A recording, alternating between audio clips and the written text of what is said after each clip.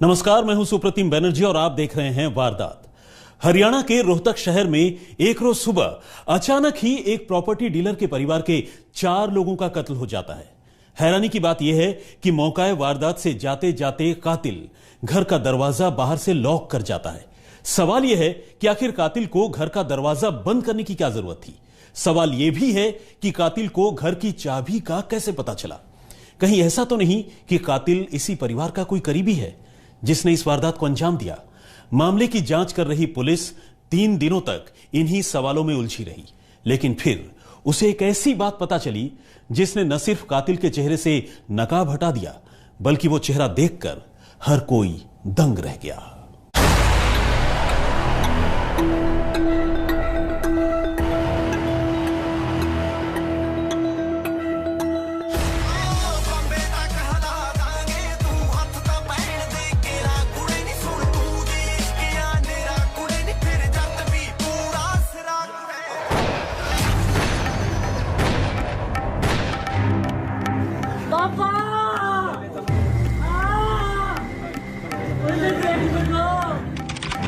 सत्ताईस अगस्त, बाग वाली गली, शीतल नगर, रोहतक। दोपहर के कोई 2 बजे मलिक परिवार का बेटा अभिषेक उर्फ मोनू अपने घर लौटा, मगर घर का दरवाजा बाहर से बंद था।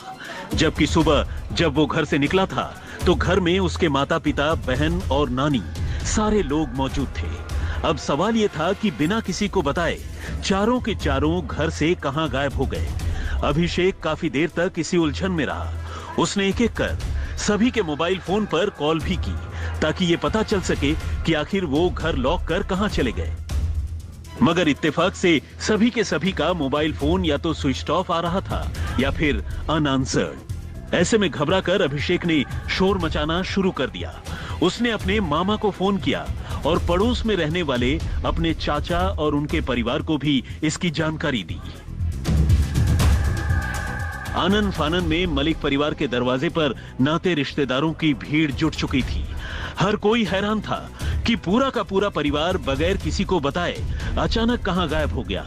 बहरहाल खुद अभिषेक ने ही अपने परिवार की खोज खबर लेने के लिए चाचा के घर की दीवार फांदकर अपने घर में दाखिल हुआ, लेकिन अंदर का मंजर देखकर उसकी चीख निकल गई।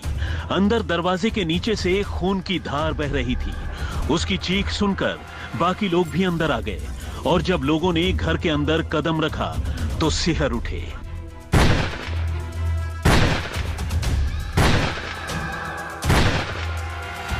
पापा! अंदर अलग अलग कमरों में अभिषेक के पूरे परिवार की लाश पड़ी थी। पिता प्रदीप मलिक उर्फ बबलू पहलवान, मां संतोष उर्फ बबली, बहन तमन्ना उर्फ तन्नू और नानी रोशनी की लाश। लाशों को देखकर साफ था कि कातिल ने इन सभी के सभी 4 लोगों को सिर में गोली मारी थी।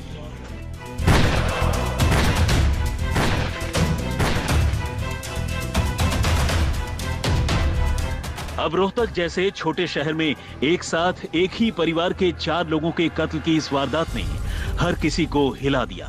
खबर पूरे शहर में जंगल में आग की तरह फैल गई।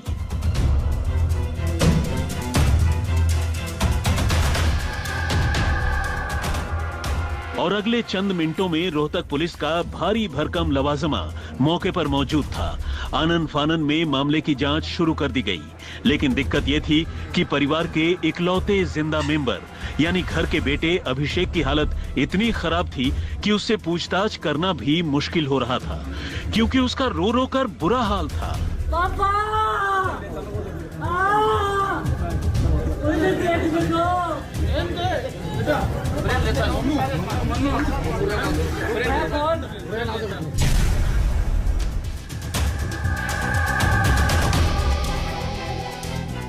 अब पुलिस ने घर के आसपास की सीसीटीवी फुटेज से लेकर घर के अंदर का गहराई से मुआयना करना शुरू किया। देखिए, ये क्लियर है कि ये मर्डर है। किसने किया है और क्यों किया है और कितने बजे किया है, वो सारी चीज़ की इन्वेस्टिगेशन अभी होगी, उसके बाद ही क्लैरिटी आएगी। पोस्टमार्टम घर वालों ने क्या बताया, किस तरह मतलब? देखिए, अभी घर वालों से हमारी टीम बात कर रही है। अभी उन्होंने क्लियरली कुछ नहीं बताया है, लेकिन जैसे ही कुछ हमारे नोटिस में आएगा वो उस पर हम अपनी पुलिस को सीसीटीवी फुटेज में कोई चौंकाने वाली तस्वीर तो नजर नहीं आई, लेकिन कुछ बातें ऐसी थीं जो उसे चौंका रही थी। कातिल जो भी था, उसने घर के सभी मेंबर को बिल्कुल करीब से उनके सिर में गोली मारी थी। यानी वो हर हाल में मलिक परिवार के इन चारों लोगों का कत्ल करना चाहता था। लेकिन फिर सवाल यह भी था कि कातिल ने घर के इकलौते बेटे को जिंदा क्यों छोड़ दिया? क्या उसकी जान घर में न होने की वजह से ही बच गई और ये महज एक इत्तेफाक था या फिर कोई साजिश? चूंकि प्रदीप मलिक प्रॉपर्टी डीलर था, तो पुलिस को शक हो रहा था कि शायद प्रॉपर्टी के झगड़े में ही ये कत्ल किए गए।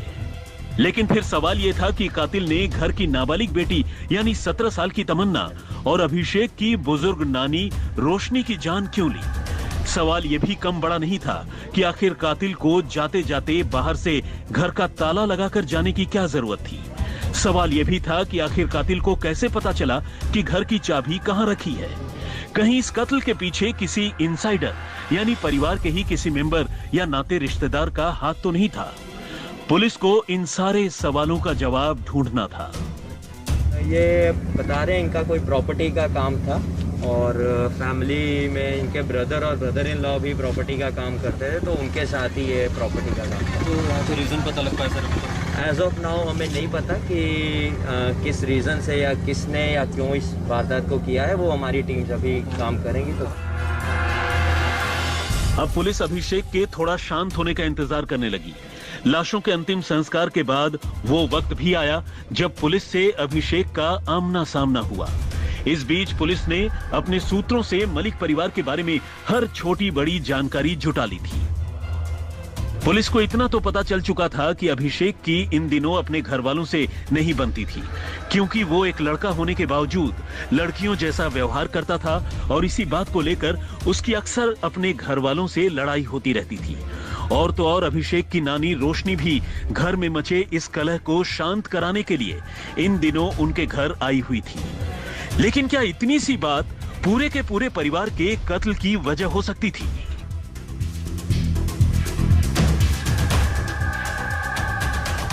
पूछताछ में अपने समलैंगिक यानी गे होने की बात तो अभिषेक ने कबूल कर ली, अपने पार्टनर का नाम भी बता दिया, लेकिन कत्ल को लेकर खुद को अनजान बताता रहा। खासकर उसने कत्ल से पहले सुबह ही अपने घर से बाहर चले जाने और अपने दोस्तों के साथ एक होटल में पार्टी करने की कहानी भी सुनाई। पुलिस ने अभिषेक की सुनाई इस कहानी को वेरीफाई करने की भी कोशिश की और उसकी बात बिल्कुल सही निकली।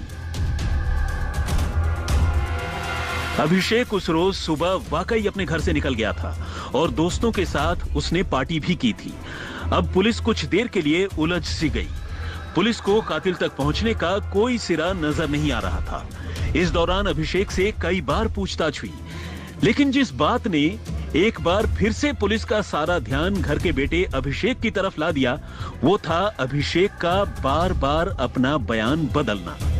परिवार से अपने रिश्ते, लड़ाई झगड़े, वारदात के रोज घर से निकलने के वक्त, लौटने का वक्त, घर बंद होने जैसे तमाम सवालों पर अभिषेक ने अपनी ही बातों को काटने वाले जवाब दिए। और कत्ल के तीसरे दिन जब पुलिस ने एक बार फिर से अभिषेक से पूछताछ करने का फैसला किया तो वो टूट गया। उसने कबूल कर लिया कि ये चारों के चारों कत्ल खुद उसी ने किए हैं।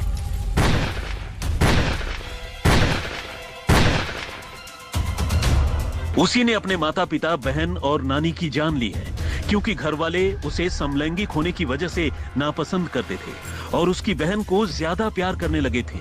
और तो और वो अपना सेक्स चेंज ऑपरेशन भी करवाना चाहता था और इसके लिए उसे 5 लाख रुपए चाहिए थे, लेकिन घर वालों ने उसे ये रुपए देने से भी मना कर दिया था।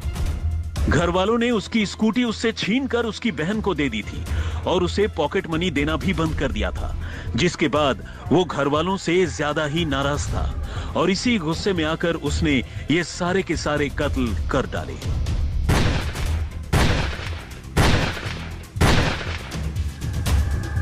सत्ताईस अगस्त की सुबह वो अपने घर से निकल गया था, लेकिन 11 से 11:30 बजे के दरमियान वो एक बार फिर अपने घर लौटा।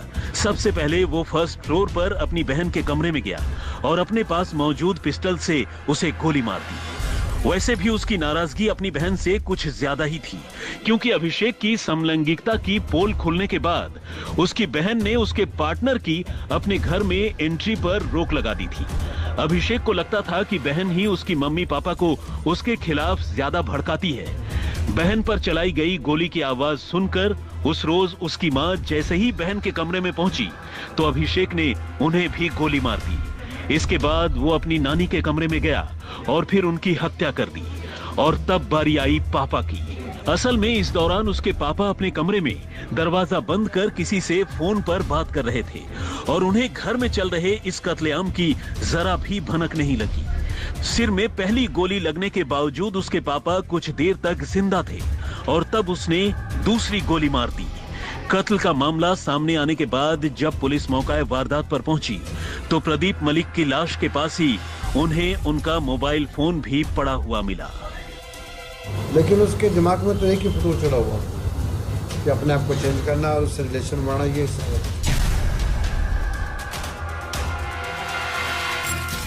रोहतक से सुरेंद्र सिंह के साथ सुनील कुमार मौर्य, दिल्ली, आज तक। अपने मां बाप की जान लेने के बाद अभिषेक ने अपने ही दोस्तों के साथ कैसे पार्टी की, इस पूरी कहानी को हम बताएंगे इस ब्रेक के बाद। आप देखते रहिए वारदात।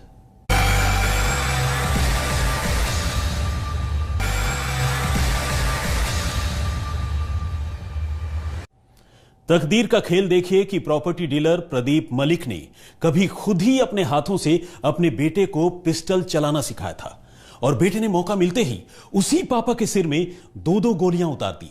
लेकिन इससे भी ज्यादा अजीब और चौंकाने वाली बात यह है कि अपने पूरे परिवार का कत्ल करने के बाद वो अपने दोस्तों के साथ एक होटल में पार्टी करने चला गया। फिर पार्टी के बाद घर लौटकर आया और रोने धोने का ऐसा ड्रामा किया कि आम लोगों की तो बात छोड़ ही दीजिए, पुलिस भी कुछ दिनों के लिए उलझ कर रह गई।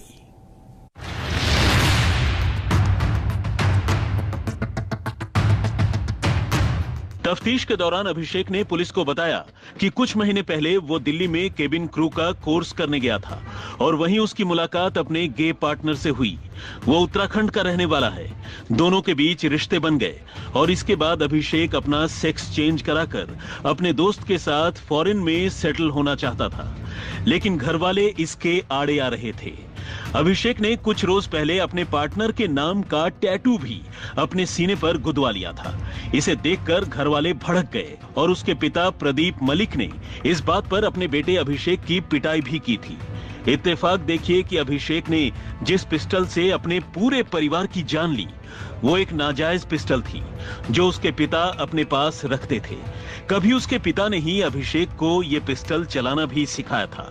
अभिषेक ने उसी पिस्टल से अपने पूरे परिवार को खत्म कर दिया।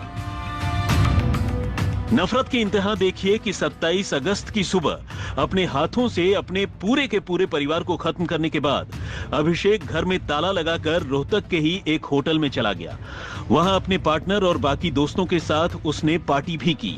उसने लंच भी ऑर्डर दिया, लेकिन अभिषेक की माने तो इसके बाद उससे ठीक से खाना खाया नहीं गया, क्योंकि बार बार उसके दिमाग में कत्ल वाला मंजर घूम रहा था।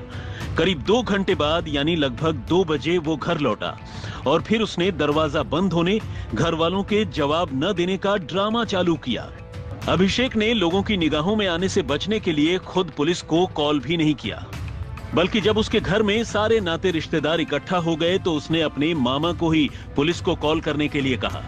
पहले तो किसी को इसमें कुछ भी अटपटा नहीं लगा, लेकिन अब जब पूरी साजिश बेनकाब हो चुकी है, हर कोई अभिषेक की साजिश और उसकी ज़हनियत पर हैरान है। रोहतक से सुरेंद्र सिंह के साथ सुनील कुमार मौर्य, दिल्ली, आज तक।